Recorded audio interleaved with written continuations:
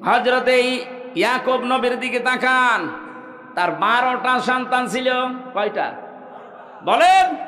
শুধু ছেলেই ছিল তার 12টা। কই এতগুলো সন্তানের কারণে কোনোদিন আল্লাহর বিধান থেকে তাকে তো টলাতে পারেনি। আপনি 2টা 5টা ছেলে মেয়ের কারণে আল্লাহর বিধান বাদ দিয়ে দেন, যুক্তি প্রমাণ করবেন, আল্লাহর কাছে খাড়া করবেন। আল্লাহ বলেন তো যা দিল আন নাফসিহা, প্রতিটি মানুষ তার নিজের পক্ষে খাড়া করবে যুক্তি তর্ক। অত আফা কুল্লু নাফসিম মা আমিলাত ওয়া হুম লা ইউজলামুন। প্রত্যেককে আমি আল্লাহ পরিপূর্ণ করে দেব তার কাজের প্রতিদান, কিন্তু তার উপর আমি জুলুম করব না। যে যতটুকুই করেছে কিয়ামতে আল্লাহ তাকে ওই পরিমাণ দেবেন। আমার এবার আয়াতের আলোচনা শুরু হচ্ছে। যেটা বললাম একটা 111 নাম্বার আয়াত সূরা নাহালের। এখন যেটা আমরা তেলাওয়াত করেছিলাম এটা সূরা নাহালের 112 নাম্বার আয়াত। এই আয়াতের ভেতরে আল্লাহ একটা কারিয়া, একটা জনপদ, একটা গ্রামের উদাহরণ দিয়েছেন আমাদের সামনে। খুব ভালো করে মিলাবেন। গ্রামটা এই হাবিবপুর হতে পারে। নির্ধারিত নাম আমি তাফসিরে পাইনি। কোন মুফাসসির হয়তো মক্কা নগরীর নাম দিয়েছেন, না, এটা ঝিনাইদহ জেলার শৈলকুপা থানার হাবিবপুর হতে পারে। আপনি একটু মিলাবেন, দেখবেন এই গ্রামের সাথে মেলে কিনা। আমার কথা বোঝা যাচ্ছে তো? আমি তো মনে হচ্ছে যে একেবারে ক্লাসের মতো বললে ছাত্র যেভাবে বোঝে ছাত্ররা ঠিক ওইভাবে বুঝতেছে। হ্যাঁ, কিছু যদি পাগল ছাগল থাকে 14 বার বুঝলেও বুঝবে না। ওরা বোঝাতে হলে কোরআন শরীফে হবে না, বুখারী শরীফে হবে না, কি লাগবে? বুখারী শরীফ। আপনারা কোরআন শরীফ, হাদিস শরীফ, বুখারী শরীফ দিয়ে যেহেতু বুঝে ফেলছেন, ভালো করে এবার বোঝেন। উপমা দিচ্ছেন, উদাহরণ দিচ্ছেন কে? আরো জোরে বলেন। এই জন্য উদাহরণ দিয়ে কোরআন বোঝালে মানুষ বোঝে ভালো। আল্লাহ পাক কোরআনে কারীম বোঝানোর ক্ষেত্রে বহু উদাহরণ কোরআনে সেট করেছেন, এমন এমন উদাহরণ দিয়েছেন। আজকে একটা উদাহরণ বলছি। ওয়াদারাবাল্লাহু মাসালান ক্বরিয়াতান। আল্লাহ পাক একটা গ্রামের উদাহরণ দিচ্ছেন, উপমা, দৃষ্টান্ত। খুব ভালো করে মিলাবেন। বললাম হাবিবপুর হতে পারে, এটা হাবিবপুর না? কি ছিল সেই গ্রামে? কানাত আমিনাতাম মুতমাইন্নাতান। 1 নম্বর ওই গ্রামটা ছিল নিরাপদ। 2 নম্বরে ছিল শান্ত নির্মল। তাহলে গ্রামের কোয়ালিটি পেলাম কয়টা? 1 নম্বরে নিরাপত্তা ছিল, 2 নম্বরে ছিল শান্ত। ইয়াতিহা রিজকুহা রাগাদাম মিন কুল্লি মাকান। বিভিন্ন এলাকা থেকে তাদের কাছে রিজিক আসতো, বিপুল পরিমাণে রিজিক তাদের কাছে আল্লাহ বিভিন্ন এলাকা থেকে বিভিন্ন কায়দায় পাঠাতেন। হয়তো ব্যবসার কারণে, বাণিজ্যের মাধ্যমে বিভিন্ন মানুষের মনের ভেতরে মায়া দয়া উদ্রেক করে দিয়ে। এতটুকু আল্লাহ শেষ করেননি। এইবার আসল কথা আল্লাহ জানাচ্ছেন, ফাকা ফারতে বিআনউমিল্লাহ।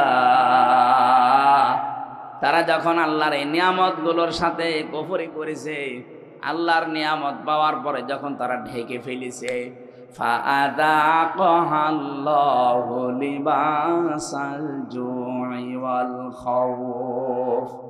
আল্লাহ পাক তখন তাদেরকে শাস্তি দেওয়ার জন্য মজা চাকাতে 2টা আযাব পাঠিয়েছেন। 1 নম্বরে তাদেরকে ক্ষুধা দিয়েছেন, 2 নম্বরে তাদেরকে ভয় দিয়েছেন। বিমা কানু ইয়াসনাউন, তারা যে কাজ করেছিল এর ফলশ্রুতিতে।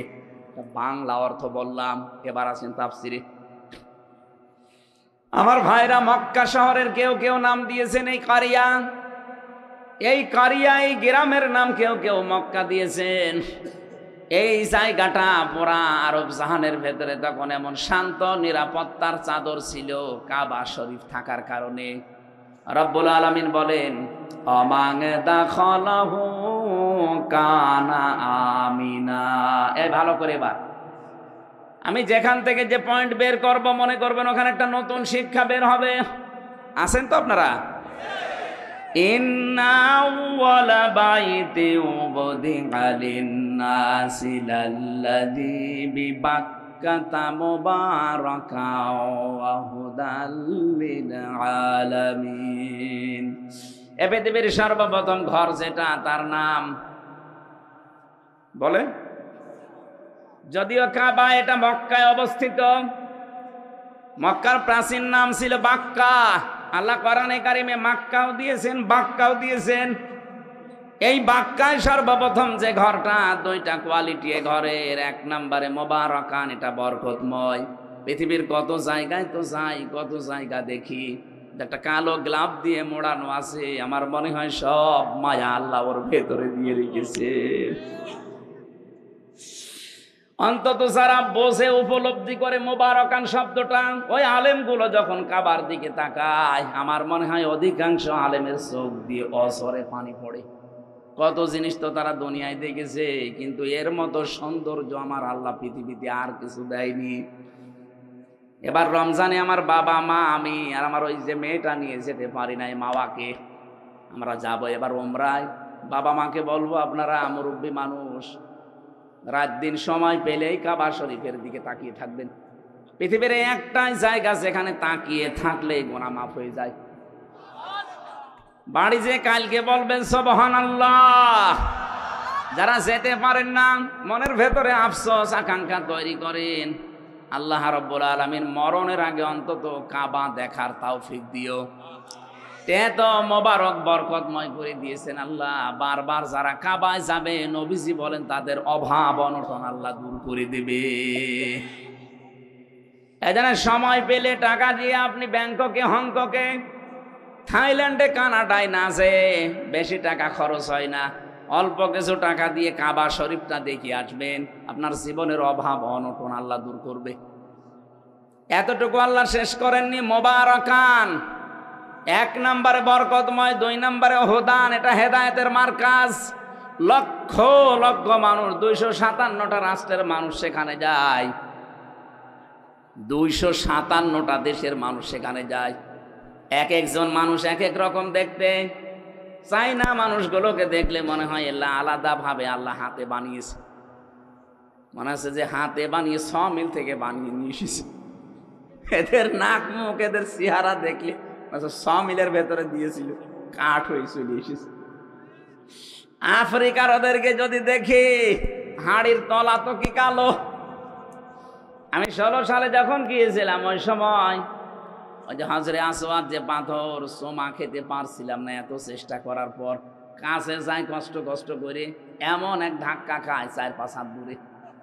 চিন্তা করলাম দেখি কি করা যায়, দেখি একেবারে মোষ আসতেছে, কালো, সেই রকম উঁচা লম্বা মোটা। ওই মহিলারে বললাম যে আমি ওই পর্যন্ত যেতে চাই। তার ভাষা বোঝে না, আমারে বলছে যে এই জায়গায় চেপে ধরে রাখ। এইরকম মোটা মনে আছে এক একটা দেয় না, আমার চাইতেও প্রায় হাত খানিক লম্বা, সেই রকম মোটা। ধরলাম হাত চেপে, গুয়ার যেভাবে যায়, ওর হাতে মুখে কারো কিছু লাগবে মনে হয় ছিঁড়ে যাবে, মানুষ আগেই সাইড দিচ্ছে। আমার এই যে কাছে ফেলে দিয়ে বলছে এবার নিয়ে মাথা ঢোকা। এক একজন মানুষকে আল্লাহ এক এক রকম বানিয়েছে, বৈশিষ্ট্য ওগুলো দেখবেন, আল্লাহর কথা মনে হবে আল্লাহ এটাতে হেদায়েতের মার্কাজ। আসলেই রব্বুল আলামিন বলেন এটা শুধু বাংলাদেশের জন্য না, লিল আলামিন, বিশ্ববাসীর জন্য। অমাং দাখালাহু কানা আমিনা। এই কাবায় কেউ যদি আসে, আল্লাহ তাকে নিরাপত্তা দিয়ে দেয়। কি দেয়? আরো জোরে বলেন। এই কথাটা বলার জন্য আমি এই পর্যন্ত আসলাম। আল্লাহ বলেন কাবা শরীফ এমন ভাবে আমি বানিয়েছি, এটা পৃথিবীর প্রথম ঘর। এখানে হেদায়েত আছে, এখানে রহমত আছে, এখানে বরকত আছে, এটা নিরাপত্তা দিয়েছে ফেলা আছে। অথচ কাবার এরিয়া পার হলেই দেখবেন চুরি হয়, ডাকাতি হয়, ছিনতাই হয়, কিন্তু কাবার এরিয়ার ভেতরে কোনো ছিনতাই নেই। কথা বলেন না কেন? কারণ এই জায়গাটা নিরাপত্তা দিয়েছেন কে? আরে বাংলাদেশ কি কাবা শরীফ? বলেন না কেন? এটা কাবা থেকে 6000 কিলোমিটার দূরে। তাহলে বাংলার 56,000 বর্গ মাইল যদি আমরা নিরাপত্তা দিতে চাই, মাস্ট বি কাবা শরীফ যেগুলো থেকে মুক্ত, বাংলাদেশের 56,000 বর্গ মাইল ওইটা থেকে মুক্ত করা লাগবে। কাবা শরীফে 1 নম্বরে শিরিক চলে না। কি চলে না? বলেন বলেন। এখান থেকে শিক্ষা বের হবে এবার দুইটা। আমি আন্দাজে বলছি না, প্রতিটি কথায় দলিল আছে। সূরা আনআম ৮২ নম্বর আয়াতের দলিল, আল্লাযীনা আমানু ওয়া লাম ইয়ালবিসু ঈমানাহুম বিযুলমিন উলাইকা লাহুমুল আমনু ওয়া হুম মুহতাদুন। এটা ইবনে কাসিরের ভেতরে আছে। আল্লাহ পাক বলেন যারা ঈমান আনে আর ঈমানের সাথে জুলুমকে মিশ্রণ করে না। এখানে জুলুম মানে শিরিক। জুলুম মানে কি? ঈমানের সাথে যারা জুলুমকে শিরিককে মিশ্রণ করবে না, উলাইকা লাহুমুল আমনু, আল্লাহ যেন হাত দিয়ে দেখাচ্ছেন এই মানুষগুলো, এই ঝিনাইদহ শৈলকুপার হাবিবপুরের এই মানুষগুলো লাহুমুল আমনু, এদের জন্য নিরাপত্তা। তাহলে কোন জনপদের লোকেরা, কোন দেশের লোকেরা যদি ঈমান আনার পরে ঈমানের সাথে জুলুমকে, তার মানে শিরিককে মিশ্রণ না করে, ওই জায়গাটা নিরাপত্তা দিয়ে দেয় কে? এই বাংলাদেশকে যখন শান্ত শিষ্ট স্বস্তি নিরাপদ এরকম একটা দেশ আপনি বানাতে চান, দাদা বাবু কাকা বাবুদের ইশারায় হবে না, ওই সাদা চামড়াদের ইশারায় হবে না, হওয়া লাগবে শিরিক মুক্ত বাংলাদেশ। আরো জোরে, এদের শিরিক মুক্ত হচ্ছে বলেন? আরো শিরিক যেন করে, সেই রাস্তাগুলো 15.5 বছরে মানুষ খুলেছিল, মোড়ে মোড়ে মূর্তি তৈরি করে শিরিকের কারখানা তৈরি করেছিল, আল্লাহর উপরে আস্থা বিশ্বাস তুলে দিয়েছিল। কথা বলছে না কেন? সার্বভৌম ক্ষমতার মালিক আল্লাহ, এইটা পর্যন্ত বাদ দিয়েছিল। বাংলাদেশ জামাত ইসলামী এইটা বিশ্বাস করতো, এই কারণে তাদের নিবন্ধন পর্যন্ত বাতিল করে দিয়েছিল। আপনি কি মনে করেন জামাত ইসলামী দাড়ি ছোট রাখে এই জন্য তাদের নিবন্ধন বাতিল? ওরা টুপি মাথায় দেয় হালকা, এই জন্য নিবন্ধন বাতিল না। ওরা জাতে মাতাল হলো, তাহলে ঠিক আছে কাফেররা। এই জালেমদের টার্গেট ছিল এদেশে আল্লাহর উপরে সার্বভৌম ক্ষমতার মালিক মানা যাবে না, যারা মানে তাদের এই কাজে নিষিদ্ধ করা যায়। আপনি টের পান কি কোথা থেকে কি হয়? যারা সার্বভৌম ক্ষমতার মালিক আল্লাহকে মানে না, মনে করে ক্ষমতার উৎস জনগণ, এটা যে শিরিক, এই সূক্ষ্ম বিষয়টা অনেককে বুঝতেও দেয় না। পাম দেয়, হাওয়া দেয় জনগণকে, হ্যাঁ আমরা মালিক, অথচ আমাদের হাতে কিচ্ছু নেই। ভোট দেওয়ারই ছিল, সেইটাও কেড়ে নিয়েছিল। কথা বলে না কেন? আমি মনে করছি আপনারা ঠিক বুঝতেছেন। এই বাংলাদেশে আজ যারা ক্ষমতার উৎস জনগণ মনে করেন, তারা কিন্তু শিরিক করছেন। কথা বলে না কেন? শিরিক যারা করে তারা মুশরিক। কি এবার শিরিক কিভাবে হয়? আল্লাহ যেটা পারে ওইটা অন্য কেউ পারে, এই বিশ্বাস করার নাম শিরিক। সন্তান দিতে পারে শুধুমাত্র কে? অন্য কোনো বাবাও পারে, এ বিশ্বাস করার নাম। এরকম বিশ্বাস অনেক বাবা, অনেক মা, অনেক বউ করে না, তারা মুশরিক। কারণ আল্লাহ পারে যেটা অন্য কোনো বাবা, সে পীরকে দরবারকে আপনি দিতে পারেন না। আইন তৈরি করতে পারে কে? এটা অন্য কেউ পারে, এই বিশ্বাস করার নাম শিরিক। আর শিরিক যারা করে তারা মুশরিক। সুতরাং বাংলাদেশে যারা আল্লাহর আইনের বিরুদ্ধে অন্য আইন কায়েম করতে চান, সে যে দলের লোক হন, আপনি কিন্তু শিরিক করছেন। আর শিরিক করলে আপনি, আরো জোরে বলেন। আমার মনে হয় এবার অনেকের মন খারাপ হয়ে গেল। আরে ভাই, আমি আপনাকে বাঁচাতে চাই। আমি কোরআনের চোখ লাগিয়ে দেখতে পাচ্ছি আপনি শিরিক করে অশান্তির সাগরে ডুবতেছেন দুনিয়ায়, আর মরণের পরে আপনাকে আল্লাহ জাহান্নামে ফেলবে বিনা বিচারে। কারণ মুশরিকদের কোনো বিচার নেই। কথা বলেন না কেন? কেন বললাম এটা বলেন তো? ইন্নাহু মাইয়ুশরিক বিল্লাহি ফাকাদ হারামাল্লাহ, অবশ্যই যারা শিরিক করবে, সূরা মাইদার আয়াত, আল্লাহ পাক বলেন জান্নাত তাদের জন্য হারাম, ওয়া মাওয়াহুন নার, আর জাহান্নাম তাদের আসল জায়গা। এই জন্য শিরিক যেন আমাদের বিশ্বাসে না থাকে। বাংলাদেশ জামাত ইসলামের প্রতি যেই তহমতটা এই দেশের অনেক আলেম ওলামা দিয়ে থাকেন, বুঝে কি না বুঝে আমি জানি না, যে তাদের আকীদা ভালো না। কে বলেছে আপনাকে?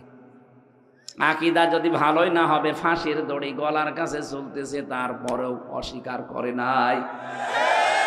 আপনার আকীদা এত ভালো, আপনি একটু ফাঁসির দড়ির কাছে যেয়ে দেখেন তো, মা গলায় নেওয়া লাগবে না, শুধু দড়ি এক হাত দূর থেকে দেখবেন, দেখলে আপনার ভেতরে সব শুকিয়ে যাবে। কত বড় বড় আল্লাহর ওলিকে দেখেছি ফাঁসির নাম শুনলে কান্নাকাটি করে, অথচ শহীদ মীর কাশেম আলী ফাঁসির নাম শোনার পরে মনে হচ্ছে শ্বশুর বাড়ি যাচ্ছে।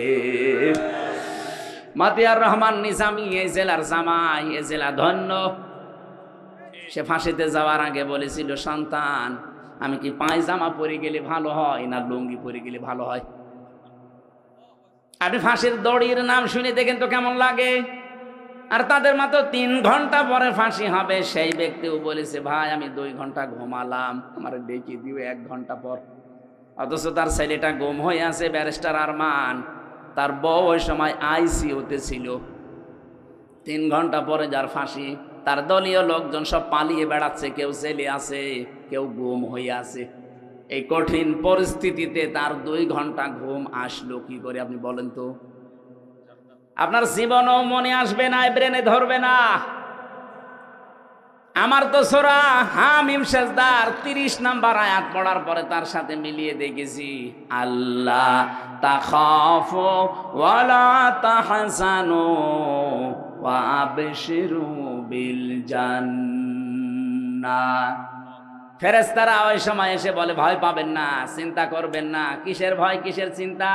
হয়তো ভয় হতে পারে, চিন্তা হতে পারে যে আমি এখনই যদি ফাঁসি হয়ে যায় তাহলে আমার ছেলের কি হবে, আমার বউর কি হবে, আমার সন্তানের কি হবে, আমার বিশাল যে সম্পদ, লক্ষ লক্ষ মানুষের কর্মসংস্থান আমি বানিয়েছি, কি হবে এটা? এই চিন্তা ভাবনা আসতে পারে। এই জন্য ফেরেশতারা এসে বলে, 1 2 জন না, তাতানাজ্জালু আলাইহিমুল মালাইকা, বহু বচন আছে। 1 2 জন না, হাজার হাজার লক্ষাধিক ফেরেশতা ফাঁসির দড়ির সামনে এসে তাকে বলতে থাকে, ভয় পাবেন না, যেগুলো রেখে গেছেন এগুলোর কোনো চিন্তা নেই, আল্লাহ এগুলো সব দেখবে। মনে হয় শহীদ মীর কাশেম আলীর কানের কাছে ফেরেশতায় কথা বলেছিল, নাই তো তার এই 3 ঘন্টা আগে 2 ঘন্টা জীবনেও ঘুম আসার কথা না। কথা বলে না কেন? এই মজলুম দলটার উপরে আন্দাজে আকীদা ভালো নাই, এই দোষ চাপিয়ে দেন। আকীদা আপনার ভালো। আমার মনে হয় এখন যে অবস্থায় আমরা এসে গেছে, সমস্ত ছোটখাটো বিষয় নিয়ে সব বাদ দেওয়া দরকার। আরে ভাই, যারা মুজতাহিদ, যারা গবেষক, তারা যে কোনো একটা বিষয়ে গবেষণা করে যদি ঠিক হয় 2টা সওয়াব পাবে, ভুল হয় 1টা সওয়াব পাবে। আপনি জিজ্ঞেস করেন আলেমকে, যে কোনো বিষয়ে শরীয়তের মাসলা মাসাইল নিয়ে যদি গবেষণা করে যদি ভুলও হয় তাও 1টা রসগোল্লা আছে, আর যদি সঠিক হয় কয়টা? আর আপনি তো কোনো চিন্তা ভাবনাই করেন না। সাজ্জাদ মাওলানা আবুল আলা মাওদুদী রহমতুল্লাহ আলাইহির নাম ধরে উল্টাপাল্টা কথা বলেন, জীবনে তার 5টা বই পড়ে দেখেছেন। 5টা বই যদি সঠিকভাবে আপনি পড়তেন, তার উপরে সমস্ত তহমতগুলো দিতেন না। আপনি তো ওই পর্যায়ে যেতে পারেননি। তাই এই জন্য আকীদার নাম তুলে যা করছেন, যে যে জায়গায় আছে তাকে ওই জায়গাগুলো কাজ করতে দেন। বাংলাদেশ জামাত ইসলামী অর্থনৈতিকভাবে এরা আল্লাহর ওলি, টের পাচ্ছেন? এরা আল্লাহর ওলি। লক্ষ কোটি কোটি টাকা এদের কাছে দিলে 4 আনা এদিক ওদিকে হবে না। বাংলাদেশে অন্য কারো কাছে দিয়ে দেখেন তো। কথা বলেন, আমাকে মানিয়ে বলছি, এটা বাস্তব না। অলি খোঁজার জন্য চট্টগ্রামে যাওয়া লাগে। এই কথা বোঝার চেষ্টা করুন।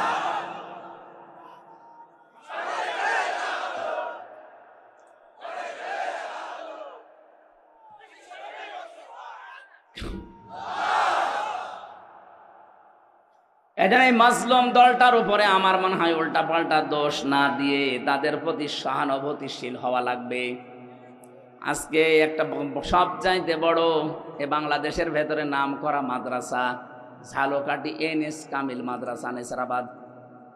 ওই জায়গায় ডাক্তার শফিকুর রহমান জামাতের আমির গিয়েছে, যে সৌহার্দ্যপূর্ণ আলোচনা হয়েছে। আমার মনে হয় সব জায়গা থেকে যদি এভাবে রেসপন্স আসে, দেশে ইসলামের বিরুদ্ধে কেউ আর থাকবে না। কওমি মাদ্রাসা হেফাজতে ইসলাম চরমনাই সহ ওনারা যে কাজগুলো করছে, ওনারা যে তালিমগুলো দিচ্ছে, ওই জায়গায় আমাদের যাওয়া সম্ভব না। ওই জায়গাগুলো তারা কাজ করছে, খুব ভালো কাজে আছে আলহামদুলিল্লাহ। কিন্তু রাজনীতি, অর্থনীতি, দেশ পরিচালনা করার জন্য যে যোগ্যতাগুলো দরকার, শিবিরের লোক, জামাতের লোক যেভাবে অর্জন করেছে, আপনি ওই জায়গায় যেতে পারবেন না। আপনি বিসিএস ক্যাডার হতে পারবেন, এই লোকটা হতে পারবে। অনার্স মাস্টার্স করেছে, বিসিএস পরীক্ষা দিয়ে যদি টিকে যায়, কালকে ওই এসপি হতে পারবে, এসপি এর পরে এসপি। আমি বিসিএস ক্যাডার হওয়ার জন্য আমি কোচিংও করেছিলাম, পরীক্ষাও দিয়েছিলাম। আমার লিখিত পরীক্ষায় পাশ হওয়ার পরে ভাই যে দেখছে আমার 14 বংশ উল্টা পাল্টা, তখন আমারে বাদ দিয়ে দিয়েছে।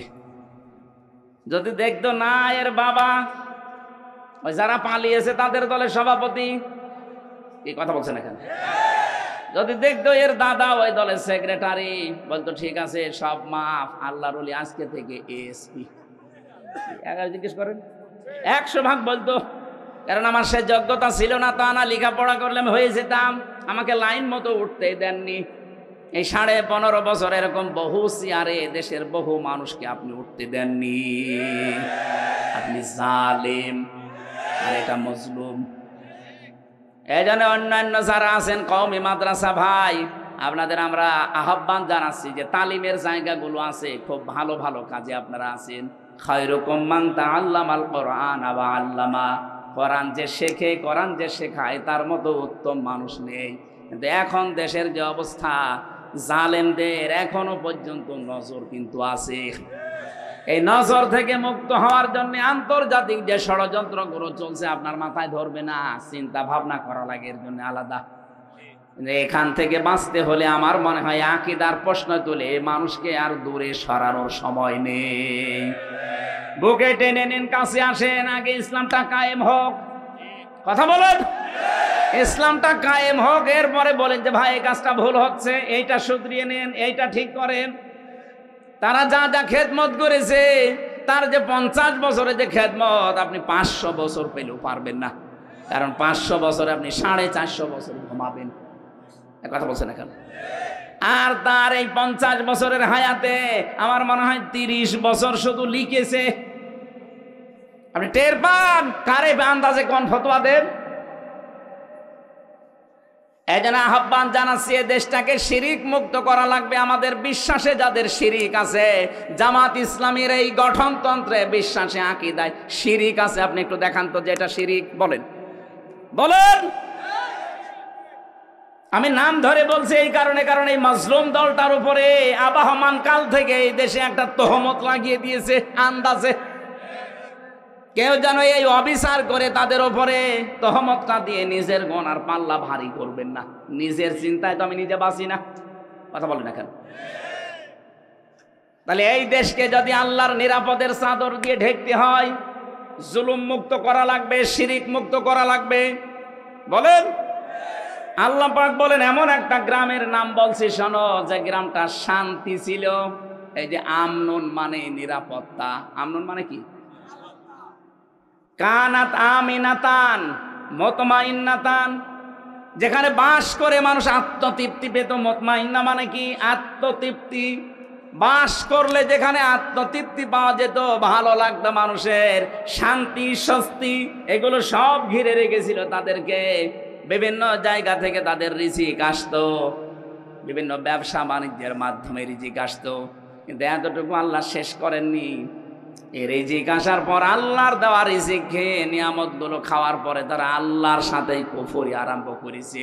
সবচাইতে বড় কুফরি ছিল ওই জামানার যিনি নবী ছিল মুহাম্মদুর রাসূলুল্লাহকে তারা মিথ্যাবাদী বলেছে, পাগল বলেছে, জাদুকার বলেছে, এমনকি দেশ থেকে পর্যন্ত তাড়িয়ে দিয়েছে। কথা বলেন ঠিক কিনা?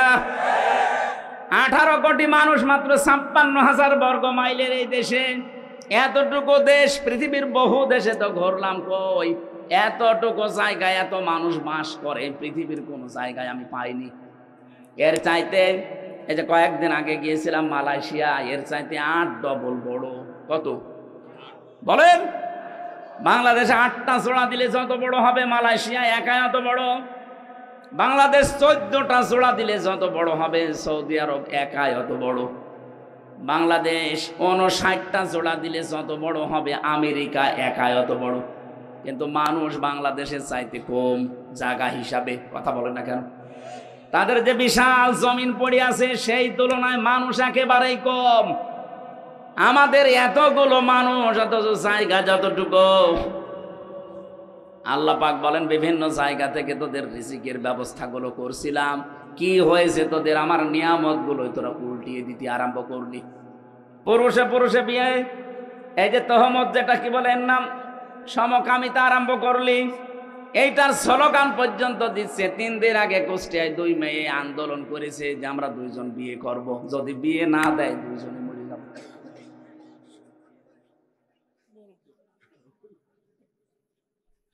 আল্লাহর সিস্টেমটাই পুরো পাল্টিয়ে ফেলতে চান। এমনকি আল্লাহর রাসূল এখন নেই, রাসূলের নায়েব আছে। নায়েবে রাসূল আলেমদের গায়ে হাত দিয়েছেন। এই কথা বলছেন না কেন? মাওলানা মামুনুল হকের মাথায় দড়ি দিয়ে, তার হাতে হ্যান্ডকাপ দিয়ে, মাথার উপরে হেলমেট দিয়ে, মনে হচ্ছে যে কি নিয়ে যাচ্ছে, অথচ কিছুই না। আমার মতো একটা দুর্বল মানুষের মাথায় তো দড়ি দিয়েছে, হাতে দিয়েছে হ্যান্ডকাপ, আবার পায়ে ডান্ডা বেড়ি, মাথার উপরে লাগিয়েছে সে লোহার টুপি, মনে হচ্ছে যে কি পেয়েছে, গরু না ছাগল। আপনি যদি আমার সাথে এই করেন, মাওলানা মামুনুল হকের সাথে, মাওলানা সাখাওয়াত হোসেন রাজির সাথে এই করেন, আমার মনে হয় যদি নবীজি এখন বেঁচে থাকতো নবীর মাথায় দড়ি দিত। বলেন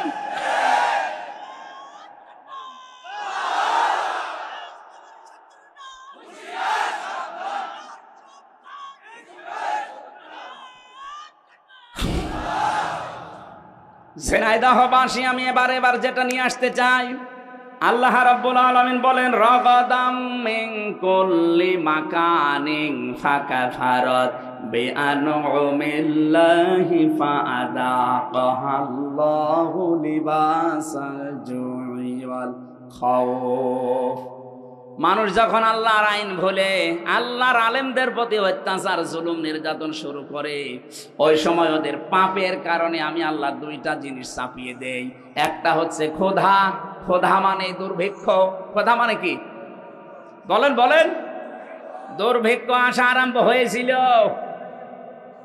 আলেমদের উপরে যা আরম্ভ করেছিলেন দুর্ভিক্ষ চলে আসতো। 1500 বছর আগে বিশ্ব নবীকে যখন ওরা তাড়িয়ে দিয়েছিল, বিশ্ব নবী যখন যাচ্ছিলেন নিজের ঘর থেকে বের হয়ে হিজরত করার সময় সেই জায়গায় দাঁড়িয়ে কাবার দিকে তাকিয়ে বলেছিলেন, কাবার মালিক আমি কিন্তু যেতে চাইনি, কাবার মালিক আমি খুব ভালোবাসি কাবাকে, কিন্তু এর নিষ্ঠুর সন্তানরা আমারে থাকতে দিল না। হ্যাঁ আমি যাচ্ছি। আল্লাহ ওই সময় সূরা কসসের 85 নম্বর আয়াতটা নাযিল করেছিলেন, ইন্নাল্লাযী ফারাদা আলাইকাল কুরআনা লারাদ্দুকা ইলা মাআদ। অবশ্যই আপনার প্রতি আমি কোরআনের আইন মানা ফরজ করে দিয়েছি। হে নবী, আপনাকে আজ এই কোরআনের কারণে চলে যাওয়া লাগছে হিজরত করে, কিন্তু গ্যারান্টি দিলাম লারাদ্দুকা, লামে তাকিদ, আমি আল্লাহ গ্যারান্টি দিচ্ছি অবশ্যই আপনাকে আপনার এই জায়গায় আমি আবার ফেরত নিয়ে আসব, কিন্তু তখন এই দুর্বল করে না, শক্তিশালী করে নিয়ে আসব।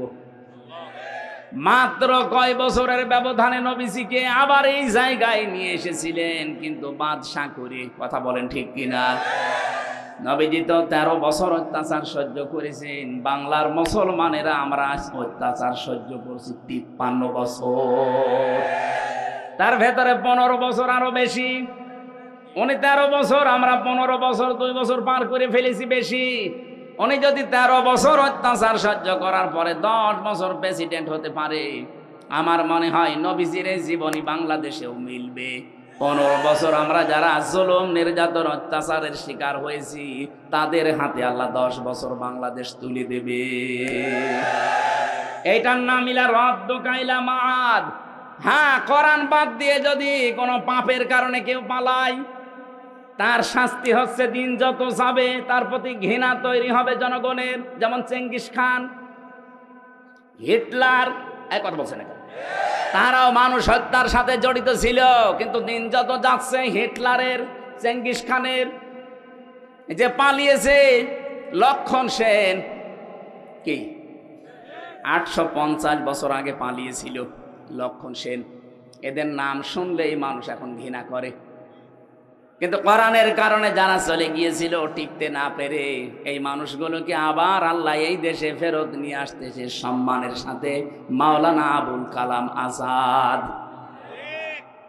ওই যে লাল দাড়িওয়ালা লোকটা বাচ্চু রাজাকার নাম দিয়েছিলেন, সে কিন্তু এমনি এমনি পালিয়ে যায়নি, সেও চলে গিয়েছিল কিন্তু অত্যাচার, নির্যাতনে, জুলুমে, কোরআনের কারণে। আর হলেন না তার পাপের কারণে। আরে ভাই, আপনি আন্দাজে দোষ দেন, যে সাক্ষী দেন, আপনি সাক্ষী তো দেন শুনে শুনে, অথচ সাক্ষী হওয়া দরকার দেখে দেখে। সাক্ষী মানে শাহেদ, শাহেদ মানে এই যে দেখে যারা চোখ দিয়ে তারা সাক্ষী দেবে। আর আপনি আন্দাজে শোনেন, জন্ম হয়েছে আপনার 75-এ, সাক্ষী দিচ্ছেন 71-এ। আপনার মা বাবার তো বিয়েই হয়নি, আপনি সাক্ষী দিলেন কি করে? তার মানে বোঝা যাচ্ছে আপনি যারো সন্তান, আপনি দুনিয়ায় আসেননি। 75 সালে আসলেন, 71 সালে সাক্ষী আপনার নামে। তা আপনি তো বৈধ বাবা মার সন্তান, আশা করা যাচ্ছে না। কথা বলে না কেন? এরকম সাক্ষী হলে তো উল্টাপাল্টা। আমার নামে যে 4 জন সাক্ষী ছিল মজমপুর গেটে, আর এই যে চড়হাসের, জীবনে আমি কোনোদিন নাম শুনিনি। আর আমারে নিয়ে গেল আমার বাড়ি থেকে, পরের দিন পেপারে দিল না ওনার আমরা চড়হাস থেকে, মজমপুর থেকে নিয়েছি। পুরোটা মিথ্যা। তাহলে আমার পক্ষে বিপক্ষে যারা সাক্ষী দিয়েছে, কি সত্য সাক্ষী না মিথ্যা? বলেন বলেন। এরকম সাক্ষী 15.5 বছর চলছিল। এই জন্য কোরআনের কারণে যদি কেউ দূর হয়ে যায় দেশ থেকে, তাদেরকে আল্লাহ সসম্মানে ফিরিয়ে নিয়ে আসেন। আর কোরআনের বাইরে যে মানুষগুলো পালায়, এদের দিন যত যাবে ওদের চেঙ্গিস খানের মতো, লক্ষণ সেনের মতো অবস্থান হবে। লক্ষণ সেন 850 বছর আগে গেছে, আজও পর্যন্ত ফিরে আসেনি, কবরে চলে গেছে। লক্ষণ সেনের যারা আত্মীয় স্বজন পালিয়েছে, ওরাও কেউ ফিরে আসবে না। আর হলো উল্টা পাল্টা ফতোয়া দিচ্ছে ফেসবুকে। এরকম আন্দাজে উস্কানিতে পা দেবেন, পেছনে লাল হবে গোপালগঞ্জের মতো। দেখেন না, আর্মি শুধু একটু দিয়েছিল, ওই কয়দিন শুনলাম গোপালগঞ্জ থেকে ঢাকার ভাড়া দাঁড়িয়ে গেলে 1000, বসে গেলে 300। কেউ বসতেও পারে না, ও দাঁড়িয়ে শেষে 1000 টাকা দিয়ে যায়। এরকম অবস্থা হবে যদি উস্কানিতে পা দেন।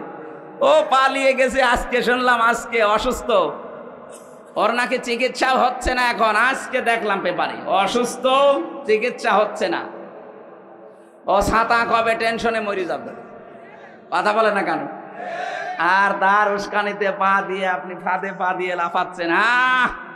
লিস্ট করে রাখো, আমি আসতেছি। আপনি আসতে আসতে তো কব্বরে চলে যাবেন লক্ষণ সেনের মতো।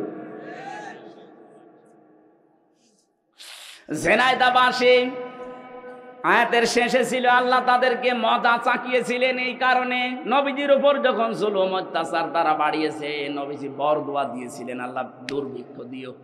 এমন দুর্ভিক্ষ দিয়েছিল তাদের, খাবার আসা ওই আশপাশ যে ইয়ামেন থেকে, সিরিয়া থেকে, কুয়েত থেকে, কাতার থেকে খাবার বন্ধ হয়ে গিয়েছিল। এটা নবীদের বরদোয়া। এই 15.5 বছরে এদেশ থেকে বহু কিছু আমরা হারিয়ে ফেলেছি, আলেমদের বরদোয়া। কত আলেমকে আমি তাহাজ্জুদের নামাজ পড়ে হাউমাউ করে কাঁদতে দেখেছি। মাওলানা সাখাওয়াতকে, মাওলানা মামুনুল হককে আমি শিশুর মতো কাঁদতে দেখতাম। তাহাজ্জুদের নামাজে 1.5 পারা, 2 পারা, 3 পারা, 5 পারা পর্যন্ত উনি পড়তো। 2 রাকাত নামাজে 3 পারা পড়ে এমন কান্না আরম্ভ করতো, মনে হচ্ছে কেউ মারা গেছে। আমি তো পাশের রুমে 3 বছর ছিলাম ওনার সাথে। এ জালে আলেমদের কথাগুলো আল্লাহ একদিনও শোনেনি? বলেন। কত বিডিআর 1 মাস পরে রিটায়ার্ড হয়ে যাবে, অথচ 14 বছর জেল খাটতেছে। এরা রাতের বেলা যখন উঠতো, আমার বাবার চাইতেও বড় তারা, কি কান্না তাদের! এমন একটা আওয়াজ দিত, আমার মনে হয় এই দীর্ঘশ্বাস, এই আওয়াজ আমার আল্লাহর আরশে গিয়ে ধাক্কা খেয়েছে। জালেমদের পতন এমনি একদিনই হয়নি, বহুদিনের জমানো পাপ। এই যে বহুদিনের জমানো পাপ, এটা আমি বানালাম।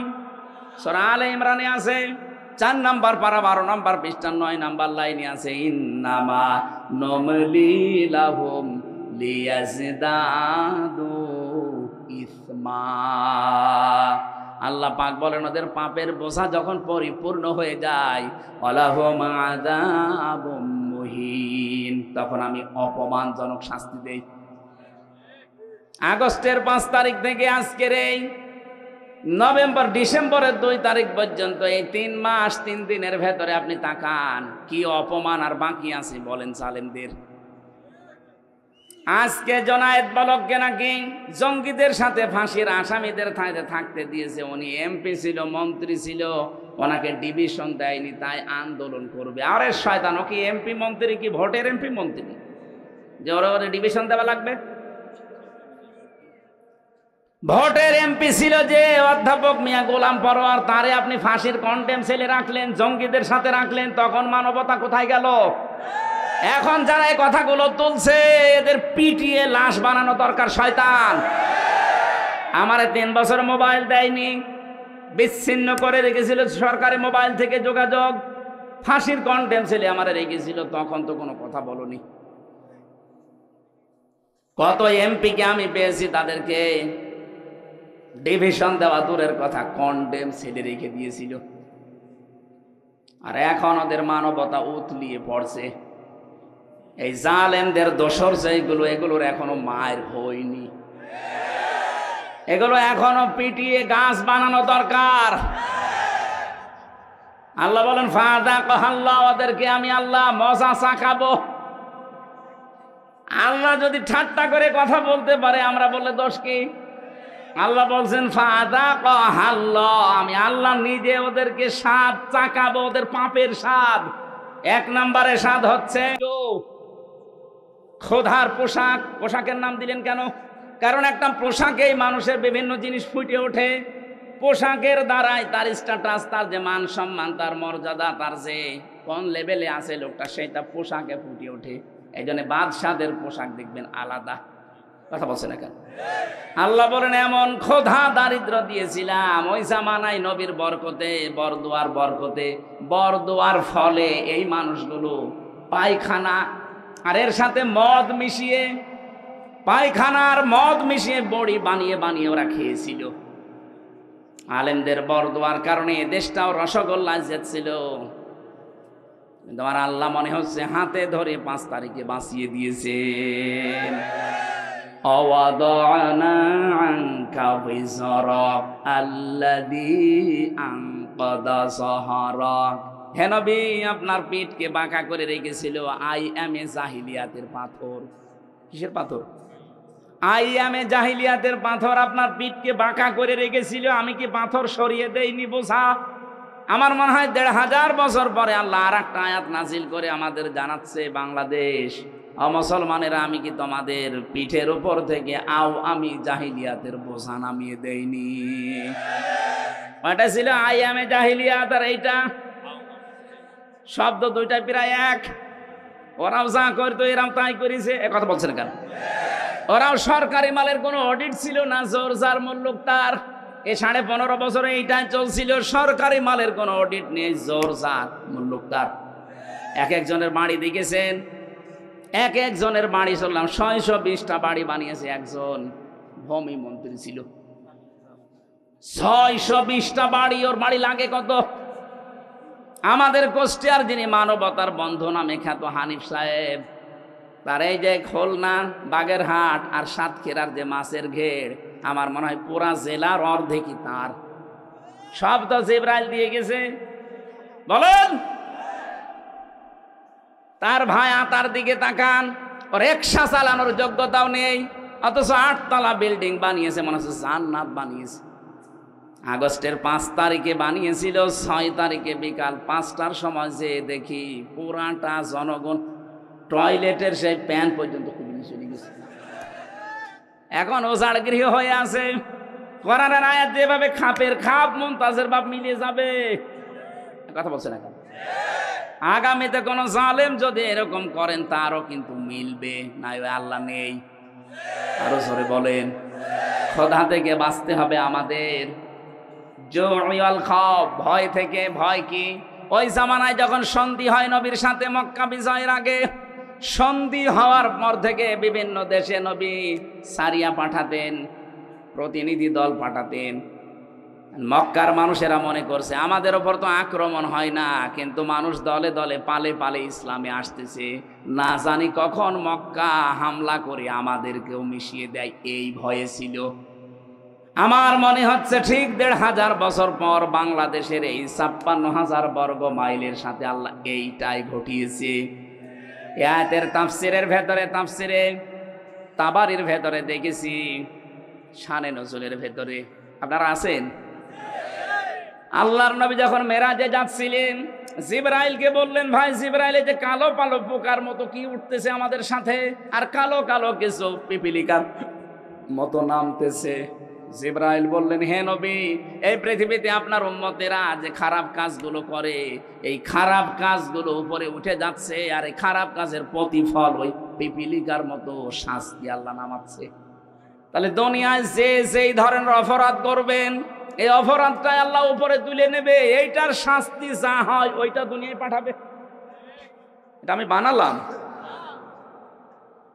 এটা সূরা রুমের ৪১ নম্বর আয়াতে আল্লাহ দলিল দিয়েছেন, যাহারাল ফাসাদু ফিল বাররি ওয়াল বাহর বিমা কাসাবাত আইদিন নাস লিয়ুযীকাহুম বা'দাল্লাযী আমিলু লা'আল্লাহুম ইয়ারজিউন। বলেন আল্লাহু আকবার।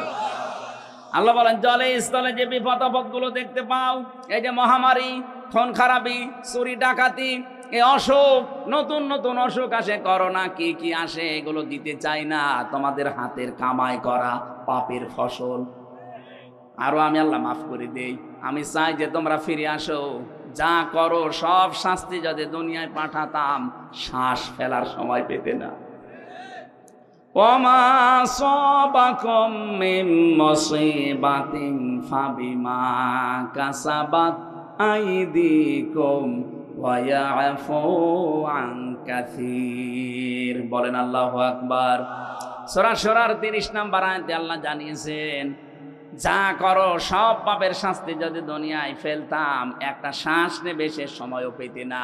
আমি অধিকাংশগুলো আমার গাফফার নামের খাতিরে মাফ করে দেই। বলেন সুবহানাল্লাহ। এজন্য আমরা এখন থেকে সাবধান, যে যে অপরাধ করছি এইটা কিন্তু ঘুরে আমার প্রতি আবার নাজিল হবে। যারা গোপন অপরাধ করেন, গোপন অপরাধের শাস্তি আছে। যারা গোনা গোপনে করেন, তাদের চেহারার উজ্জ্বলতা আল্লাহ নষ্ট করে দেবে। এদের এখানে তাকাবেন, যাদের চেহারা দেখতে খারাপ, বিশ্রী, তাকাতে মনে চায় না, মনে করবেন ও গোপনে গুনাহ করে। যারা ওজনে কম বেশি করে, এই মানুষগুলোর প্রতি আল্লাহ শাস্তি পাঠাবে দুইটা। এটা শুআয়ব আলাইহিস সালামের জামানায় ওই মানুষেরা ওজনে কম বেশি করত। আজ বাংলাদেশে ওজনে কম বেশি আছে না নেই? ওজনে কম বেশি মানে খালি দাড়ি পাল্লা দিয়েই না। এই যে শিক্ষক, কলেজের শিক্ষক অধ্যাপক, সে 1 থেকে মাস্টার্স পর্যন্ত বিশ্ববিদ্যালয়ে বহু শিক্ষা বিভিন্ন জায়গা থেকে নিয়েছে, কিন্তু দেওয়ার সময় ডেলিভারিতে আর দিতে চায় না। তখন বলে প্রাইভেট পড়া লাগবে, কোচিং করা লাগবে। এইটার আর বিনাম মুতাফফিফিন। আল্লাহ পাক বলেন, ওয়াইলুল লিল মুতাফফিফিন আল্লাযীনা ইযা কাতালু আলান নাসি ইয়াস্তাউফুন। ধ্বংস হয়ে যাক ওই দোকানদারগুলো, ওই শিক্ষকগুলো, যারা নেওয়ার সময় ঠিক মতোই নেয়, দেওয়ার সময় দিতে চায় না। তখন কোচিং করো, প্রাইভেট পড়ো, এরকম নাম দেয়। আজ এই বিশ্ববিদ্যালয়ের নাম ধরেই বলছি, বহু শিক্ষক এমন আছে, ওরা তো ডক্টর, নেওয়ার সময় তো বহু জ্ঞান বিভিন্ন জায়গা থেকে তারা নিয়েছে, কিন্তু দেওয়ার সময় ছেলে মেয়েদের আর দিতে চায় না ক্লাসে। তখন ওনারা ক্লাস করায় বিভিন্ন বিশ্ববিদ্যালয়ে টাকার বিনিময়ে। আমি কি বেশি বললাম? এরকম শিক্ষক দেশে নেই? কত প্রাইমারিতে, হাই স্কুলে, কলেজে, মাদ্রাসা, এরা নিজেরা ক্লাসে ঠিক মতো পড়া দিতে চায় না। ওই পড়ায় দেবে, কোচিং করা লাগবে, ওই পড়ায় দেবে, তখন আবার প্রাইভেট পড়া লাগবে। কেন? আপনি যা পেয়েছেন নেওয়ার সময়, ওইটা দেওয়ার সময় ঠিক মতো দেওয়া লাগবে। এই জন্যই তো আল্লাযীনা ইযা ক্তালু আলান নাসি ইয়াস্তাউফুন, নেওয়ার সময় ঠিক মতো দেয়, দেওয়ার সময় কম দেয়, এরা আল্লাহর অভিশপ্ত বান্দা। এ বাংলাদেশে আছে না নেই? আমরা এরকম পাপ যদি করি, এই পাপের কারণে আল্লাহ ওইটা আবার শাস্তি করে পাঠাবে, হয় আপনার উপরে, না আপনার ছেলে মেয়ের উপরে, না নাতি নাতনির উপরে। এমন এমন শাস্তি এসে দাঁড় হবে যে জীবন দিয়ে হলেও সে শাস্তি আর তুলতে পারবেন না। আপনার ছেলে যদি একটা আসে 1 চোখ কানা, আপনি 50 বিঘা জমির মালিক হয়ে কি করবেন? সারা জীবন মানুষ আপনাকে ডাকবে কানার বাপ। আর কথা বলছেন না কেন? না আপনাদের বেশি সময় হয়ে গেছে না? না অনেক হয়ে গেছে। ওরে বাবার 11টা 15, আমি তো মনে করলাম 11টা শেষ করে দেব। না না, আমার গলা আমার পারছে না। আগামীতে আবার আগামীতে এ পর্যন্ত থাক। আমরা যে পাপ করি, চিন্তা ভাবনা করি ওইটাই উঠে যায় আবার ওইটাই নাজিল হয়। আল্লাহ আমাদেরকে শাস্তি দেওয়ার জন্য নাজিল করে। এই জন্য এমন কোনো অপরাধে আমরা যাব না যে নিজের উপরে নিজে আবার কুড়ুল মারছি। আল্লাহ আমাদের হেফাজত করুন, আল্লাহুম্মা আমিন। লা ইলাহা ইল্লা আনতা সুবহানাকা ইন্নী কুনতু মিনাজ জালিমিন। আল্লাহুম্মা গফিরলি ওয়ারহামনি ওয়াহদিনি ওয়াফিনি ওয়ারযুকনি ইয়া রাব্বাল আলামিন। আল্লাহ তাআলা 1.5 ঘন্টার মতো তোমার কোরআনে কারীম থেকে কথা বলার চেষ্টা চালিয়েছি। চাতক পাখির মতো তোমার বান্দা বান্দিরা শুনেছে। এটা জীবনে তুমি আমল করার তৌফিক আমাদের ভিক্ষা দাও। এ মাহফিলের আয়োজন করতে গিয়ে মাদ্রাসা কর্তৃপক্ষ যাদেরকে সাথে নিয়ে বিশাল আয়োজন সাজিয়েছে, আল্লাহ প্রত্যেকের কবরে, আত্মীয় স্বজনের কবরে সওয়াব পৌঁছিয়ে দাও। তাদের জীবনটা তুমি ধন্য করে দাও। গোনা থেকে তাদেরকে বাঁচাও। আমরা এমন কোন গোনা যেন না করি যে গোনার শাস্তি আবার ঘুরে আসে। আল্লাহ তাআলা এই মাহফিলের সভাপতি, সহসভাপতি, প্রধান অতিথি, বিশেষ অতিথি যারা এসেছে আল্লাহ মঞ্জুর করো। বিশেষ করে অ্যাডভোকেট আবু তয়ব, মুফতি আশরাফ আলী ফারুকি ভাই সহ আমার শ্রদ্ধাভাজন বাবা রিয়াজউদ্দিন সহ আরজান আলী, আব্দুল ওহাব, আল্লাহ কত মানুষ, রবিউল ইসলাম ভাই সহ যত মানুষ এখানে পরিচিত অপরিচিত এসেছে, সবাইকে অমরের মতো বানিয়ে দাও। সম্মানিতা মা বোনদের জন্য আলাদা করে আজকে কিছু বলতে পারলাম না। মা বোনদেরকে তুমি খাদিজাতুল কুবরার মতো বানিয়ে দাও।